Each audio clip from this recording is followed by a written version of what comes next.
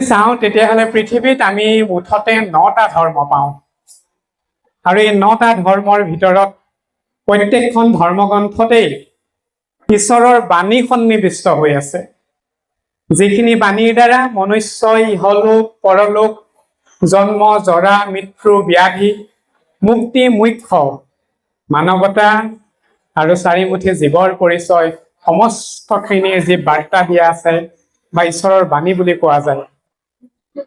এই 9 প্ৰকাৰৰ যি মুঠতে আমি ধৰ্ম পৃথিৱীত পাওঁ বৰ্তমান অৱস্থাত,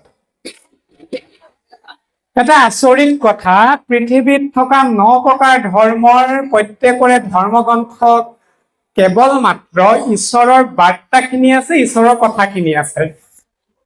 আৰু একেবাৰে ব্যতিক্ৰম ধৰ্মী গ্ৰন্থ বা পুৰাণ যদি হৈছে সেইখন হৈছে ভাগৱত পুৰাণ, যিখন পুৰাণত স্বয়ং ভগৱান নিজেই আছে। এইটো এটা ডাঙৰ পাৰ্থক্য।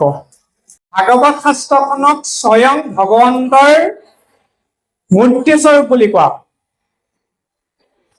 ভাগৱতৰ প্ৰথম স্কন্ধৰ 2য় অধ্যায় 3 নম্বৰ শ্লোকত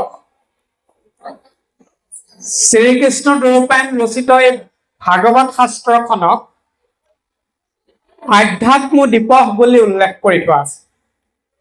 একেদৰে এই ভাগৱত শাস্ত্ৰৰ 10ম স্কন্ধৰ 3য় অধ্যায়ৰ 24 নম্বৰ শ্লোকত শ্ৰীকৃষ্ণ ভগৱন্তক আধ্যাত্মদীপ্ত বুলি প্ৰকাশ কৰি থোৱা আছে। এই দুয়োটা তথ্য যদি চোৱা যায়, ভাগৱতৰ প্ৰথম স্কন্ধৰ 2য় অধ্যায় 3 নম্বৰ শ্লোক, 10ম স্কন্ধৰ 3য় অধ্যায়ৰ 24 নম্বৰৰ শ্লোক, এই দুয়োটাতেই ভাগৱতক আৰু শ্ৰীকৃষ্ণক ভগৱন্ত ভাগৱতক শ্ৰেষ্ঠ